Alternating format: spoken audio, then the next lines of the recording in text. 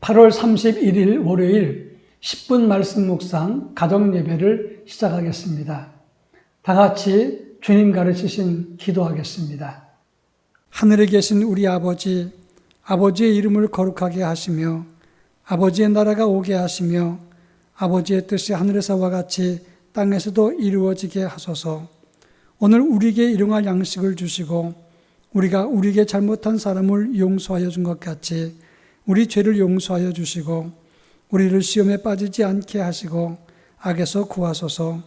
나라와 권능과 영광이 영원히 아버지의 것입니다. 아멘. 찬송가 295장 큰 죄에 빠진 나를, 우리 다 같이 찬송가 295장을 부르겠습니다.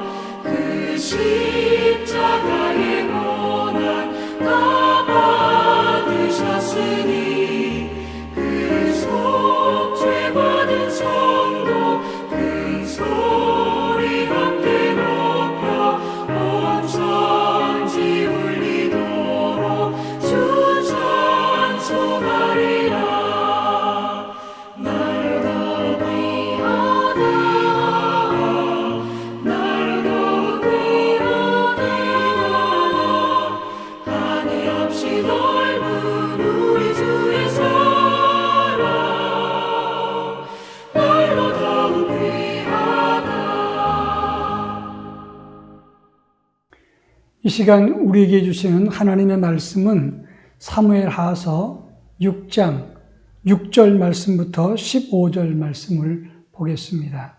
한 절씩 교독하겠습니다. 제가 봉독합니다. 그들이 나곤의 타작마당에 이르러서는 소들이 뛰므로 웃사가 손을 들어 하나님의 궤를 붙들었더니 여호와 하나님이 웃사가 잘못함으로 말미암아 진노하사 그를 그곳에서 치시니 그가 거기 하나님의 궤 곁에서 죽으니라. 여호와께서 웃사를 치심으로 다윗이 분하여 그것을 베레스 웃사라 부르니 그 이름이 오늘까지 이르니라. 다윗이 그날의 여호와를 두려워하여 이르되 여호와의 궤가 어찌 내게로 오리오 하고 다윗이 여호와의 궤를 옮겨 다윗성 자기에게로 메어가기를 즐겨하지 아니하고 가드 사람 오베드돔의 집으로 메어간지라. 여호와의 궤가 가드 사람 오베데돔의 집에 석 달을 있었는데 여호와께서 오베데돔과 그의 온 집에 복을 주시니라. 어떤 사람이 다윗 왕에게 아뢰어 이르되 여호와께서 하나님의 궤로 말미암아 오벳에돔의 집과 그의 모든 소유에 복을 주셨다 한지라. 다윗이 가서 하나님의 궤를 기쁨으로 메고 오벳에돔의 집에서 다윗성으로 올라갈새 여호와의 궤를 맨 사람들이 6걸음을 가매 다윗이 소와 살찐 송아지로 제사를 드리고 다윗이 여호와 앞에서 힘을 다하여 춤을 추는데 그때 다윗이 배 에봇을 입었더라. 다윗과 온 이스라엘 족속이 즐거이 환호하며 나팔을 불고 여호와의 궤를 메어 오니라. 아멘. 심리학이나 상담학에서는 감정의 홍수라고 하는 용어를 자주 사용합니다. 감정의 홍수라고 하는 말은 좋은 감정이든 나쁜 감정이든 그 감정에 푹 빠져 있을 때 올바른 판단을 못하게 된다는 것을 말하는 것입니다. 지금 내가 물에 빠져 있으면 자기를 구출해 오는 사람도 보지 못하고 그 사람을 붙잡고 함께 물에 빠집니다. 그것처럼 우리도 감정의 홍수에 빠지면 올바른 것을 보지 못할 때가 있습니다. 신앙적으로도 마찬가지입니다. 신앙적으로 자기 감정의 홍수에 빠지면 하나님 말씀이나 진리를 보지 못하고 자기 감정에 따라서 행할 때가 많다고 하는 점입니다. 오늘 본문에 나오는 다윗도 마찬가지였습니다. 하나님의 법궤가 엘리 제사장 때에 블레셋 나라에 뺏겼다가 그 법궤가 블레셋 나라에 큰 재앙을 내렸습니다. 그리고 유다 땅에 돌아왔는데 사울 왕 시대 때는 그 법궤를 그냥 방치해 두었습니다. 바알레 유다라고도 하고 기럇 여아림이라고 하는 그곳에 방치되었을 때 다윗은 왕이 된 즉시 하나님 말씀을 상징하는 법궤를 예루살렘에 모셔오고자 했던 것입니다. 왜냐하면 다윗은 법궤를 예루살렘에 안치하고 신정 통치를 생각했기 때문인 것입니다. 이 법궤를 모시는 과정에서 영적인 교훈을 주는 것이 오늘 본문의 내용입니다. 오늘 본문을 통해서 주시는 교훈 첫 번째는 다윗이 법궤를 모시는 행사에서 3만 명의 군사를 일으켰다는 것이고 새 소수레를 만들어서 거기에 법궤를 가지고 오게 했다고 하는 것입니다. 국가적인 행사를 계획했는데 그런데 이 소수레가 어느 한순간 뛰는 바람에 법궤가 넘어질까 봐 그 뒤를 따르던 우사 제사장이 그것에 손을 대었다가 그 자리에서 죽었습니다. 사실은 이 법궤는 소수레에 싣고 오는 것이 아닙니다. 이 소수레는 그 당시 가나안 땅에 이방신을 옮길 때 사용했던 방법인 것입니다. 법궤는 제사장들이 어깨에 메고 오는 것인데 다윗은 큰 행사를 준비하고 퍼레이드를 준비하면서 이 사소한 것을 간과했던 것입니다. 엄밀한 의미에서 다윗은 내가 법궤를 가지고 온다. 내가 이 큰 행사를 계획했다. 그리고 이제 이 나라는 하나님이 함께하는 신정 통치의 나라가 된다. 여기에 방점을 찍었기 때문에 이 사소한 그런 이 하나님 말씀을 갖고 오는 이 일에 소홀히 했던 것입니다. 우리가 주의 일을 많이 하고 자기 공이 있을지라도 사소하고 간단한 말씀을 지키지 못하거나 겸손하지 못하면 큰 실수할 수가 있는 것이고 그것 때문에 큰 일을 망칠 수 있다는 사실을 기억해야 되는 것입니다. 이제 두 번째 주시는 교훈은 다윗이 법궤를 가지고 오지 못하고 우사가 죽자 두려운 마음이 들어서 가드 사람 오벳에돔의 집에 그 법궤를 맡겼다고 하는 것입니다.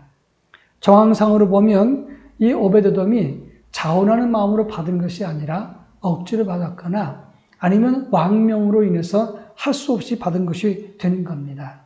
그런데 그 법궤가 오벳에돔의 집에 석 달을 있었는데 오늘 보면 11절 말씀을 보면 여호와께서 오벳에돔과 그의 온 집에 복을 주시니라 이렇게 말씀했습니다.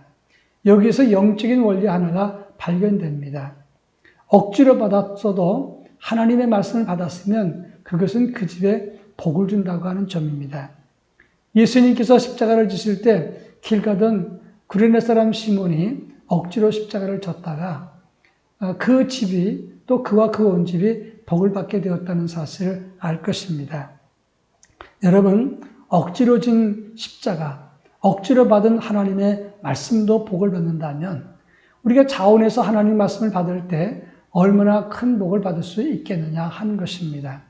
자원하는 마음으로 하나님 말씀도 받고 자원하는 마음으로 주의 일에 동참할 때 하나님이 크게 기뻐하실 것입니다.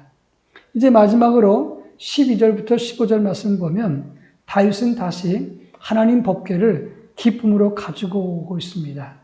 12절부터 보면 첫째는 기쁨으로, 두 번째로는 법궤를 메고 하나님께 제사를 드리면서, 세 번째는 다윗이 온 힘을 다해서 춤을 추며, 네 번째는 백성들이 환호하며 맞이했다고 했습니다.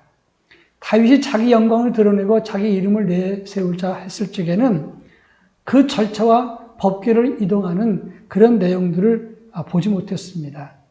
그것들을 다 거둬들이고 하나님 앞에 겸손하게 어린아이처럼 기뻐하고 참 마음으로 감사 제사를 드리고 백성들이 환호했을 때 안전하게 예루살렘에 하나님 법궤가 들어오게 된 것입니다. 우리 신앙도 겸손하고 순결하고 기쁨과 감격으로 자원할 때 하나님의 은혜와 복이 우리 가정에 임하게 되는 것입니다. 오늘 한 날도 겸손하게 기쁨과 자원하는 마음으로 주의 말씀을 받고 주의 일에 동참하는, 그리고 날마다 기도함으로 새 힘을 얻는 하나님의 거룩한 백성이 되기를 바랍니다. 이 시간 다 같이 기도하겠습니다. 우리가 겸손하고 자원하는 마음으로 말씀도 받고 주의 일에 동참하게 하옵소서 기도할 것입니다. 그리고 코로나 퇴치를 위해서, 성전 예배의 회복을 위해서 우리 다 같이 한번 기도하겠습니다.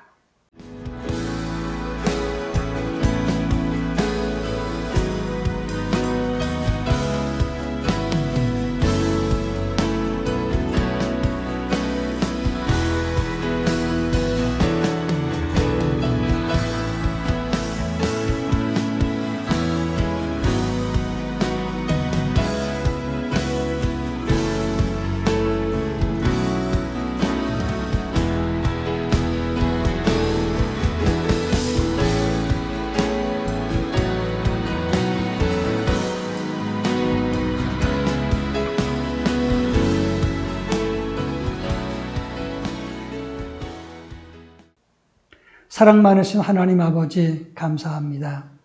저희를 사랑하시고 인도해 주셔서 자원하는 마음으로 말씀을 받고 또 주의 일에 동참하게 하시니 감사합니다. 억지로 받은 것도 하나님께서 복을 주시거늘 자원하는 마음으로 주의 일에 동참할 때 얼마나 큰 복이 임할까 기대하면서 주의 일을 사모하게 하시고 말씀을 받고 하나님 나라에 동역할 수 있도록 은총을 더하여 주옵소서. 자비하신 아버지 하나님, 특별히 이 시간 간절한 마음으로 간구하오니 코로나19 퇴치를 위해서 기도합니다. 너무나 오랫도록 지속되어서 많은 성도들과 국민들이 지치고 힘들어합니다. 하나님께서 도와주셔서 치료약과 예방약이 나올 수 있도록 은혜를 더하여 주옵소서. 그리고 하루속히 성전 예배가 회복될 수 있도록 하나님이 은혜를 덧입혀 주옵소서. 예수님의 이름으로 간절히 기도합니다. 아멘.